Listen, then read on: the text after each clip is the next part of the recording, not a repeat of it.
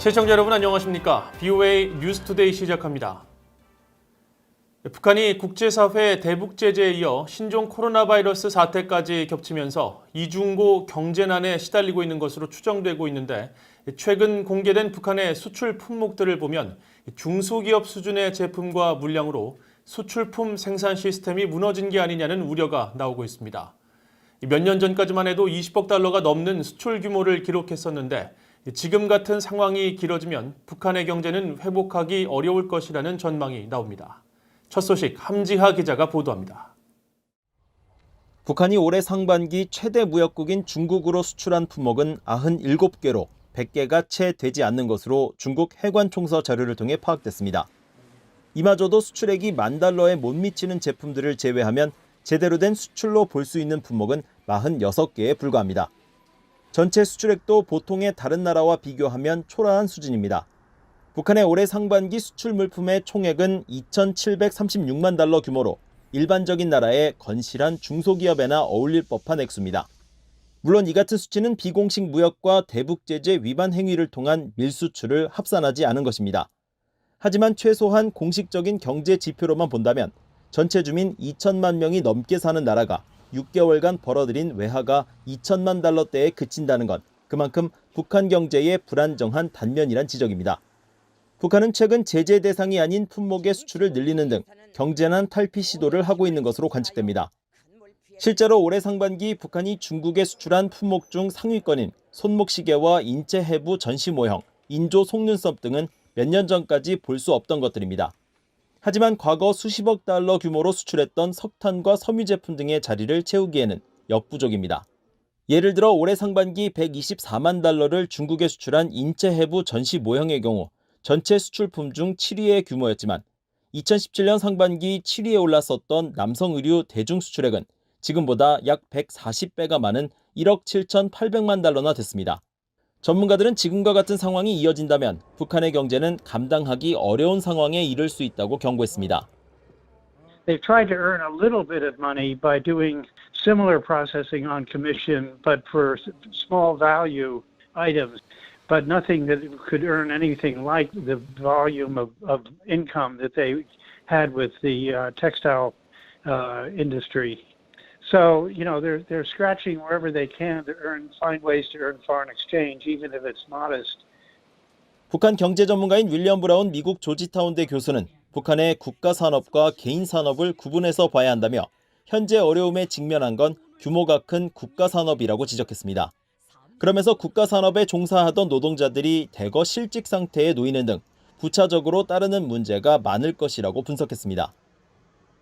브라운 교수는 그러면서 이런 상황이 지속된다면 북한 노동자들의 불만이 높아질 것이라면서 가정이긴 하지만 어느 시점엔 국가에 저항하는 상황도 오지 않겠느냐고 반문했습니다. BOA 뉴스 함지아입니다.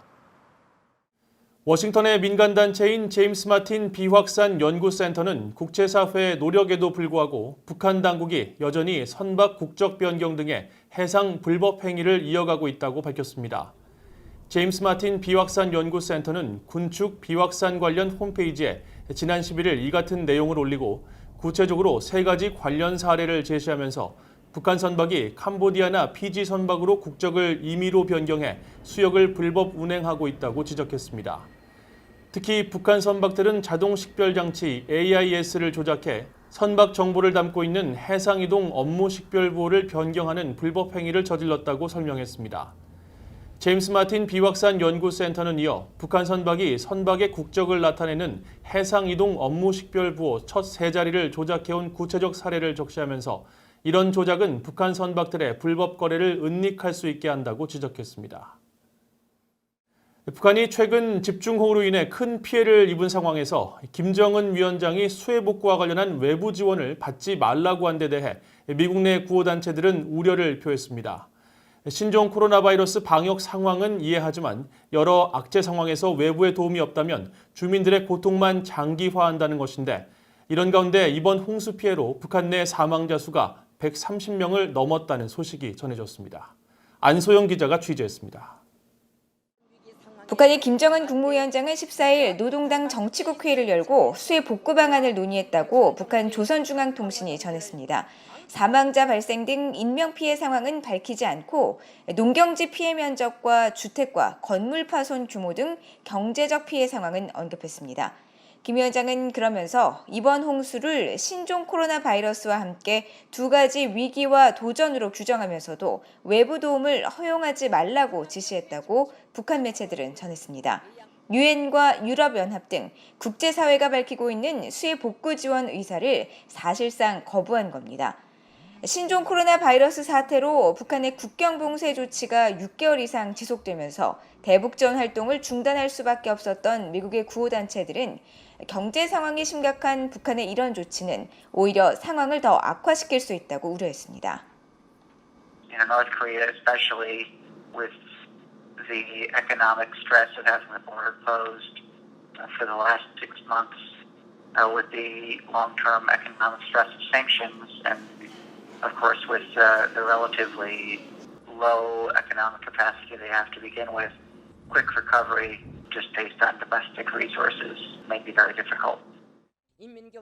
북한에서 결핵 퇴치 사업을 벌여온 미국의 한 구호단체는 BOA에 북한 당국의 이번 결정은 주민들의 장기적 고통을 야기할 것이라고 지적했습니다.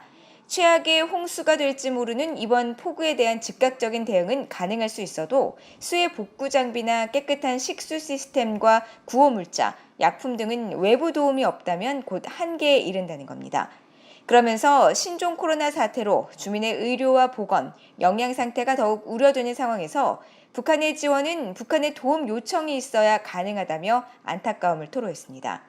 북한의 이번 결정은 최우선 과제인 신종 코로나 방역의 일환이겠지만 북한은 보다 과학적 근거를 토대로 대응할 수 있도록 국제사회와의 협력이 필요하다는 지적도 나옵니다. North Korea, they may go as long as 40 days. They're trying to be cautious, but I would add that they're trying to be overly cautious because it corresponds to the level of threat that they feel.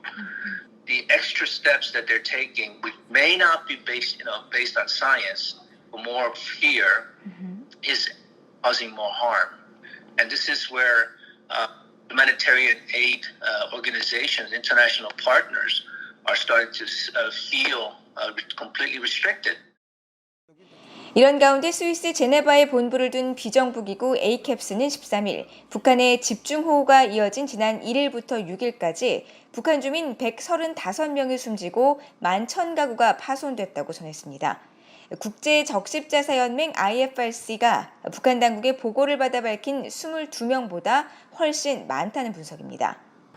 북한 내 집중호우로 인한 정확한 피해 규모는 아직 집계되지 않고 있습니다. 북한 주민들을 돕기 위해 북한 당국은 명확한 피해 규모를 알려야 한다고 국제 구호단체들은 지적했습니다. BOA 뉴스 안소영입니다. 유엔 인권이사회 산하 강제실종 실무그룹은 2차 세계대전 중 사할린으로 강제징용됐다가 생사가 확인되지 않은 한인 10명에 대한 유해 발굴과 신원 확인 등을 러시아에 요청했다고 밝혔습니다. 강제실종 실무그룹은 지난 5월에 개최한 심의에서 이같이 결정하고 지난 6월 17일 러시아에 이들 10명의 유해를 찾아 가족에게 송환하기 위한 수색 작업을 진행해 줄 것을 요청하는 서한을 발송한 사실을 최근 가족단체에 통보했습니다. 앞서 사할린 강제동원 억류 피해자 한국잔류유족회는 지난해 9월 2차 세계대전 당시 일본에 의해 사할린으로 강제 동원됐다가 귀국하지 못하고 실종된 25명에 대한 진정서를 유엔 강제실종 실무그룹에 제출했었습니다. 유족회는 이들 25명이 강제 실종 상태임을 확인하고 러시아와 한국, 일본 등 관련국에 생사 확인과 신원, 유해 발굴 등의 노력을 촉구할 것을 요청했으며 연합뉴스 등 한국 언론들은 최근 러시아 주재 한국 외교관들을 인용해 사할린주 지방정부가 유엔의 요청에 따라 과거 강제 동원된 한국인 수만 명 가운데 실종자 확인 작업에 나섰다고 보도한 바 있습니다. 북한의 핵을 용납하지 않겠다는 의지와 한미동맹을 중심으로 한 평화통일의 원칙은 절대 흔들려서는 안 된다고 반기문 전 유엔 사무총장이 지적했습니다.